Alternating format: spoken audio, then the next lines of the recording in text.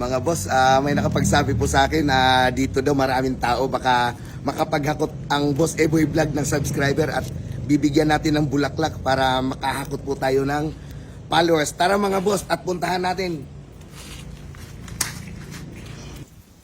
Masukal po yung pupuntahan nating bahay ng ating mga subscriber. Masukal po, kaya linisan muna natin po yung mga daanan sa ating mga subscriber.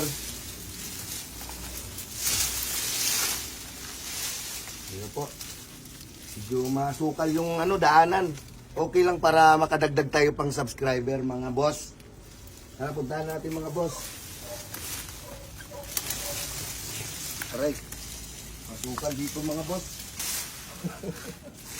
Pa-subscribe po. Linisan natin yung ating subscriber.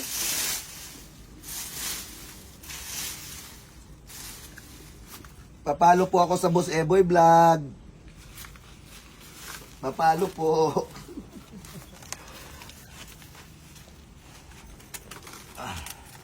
Ayan po ang mga kanyang subscribers.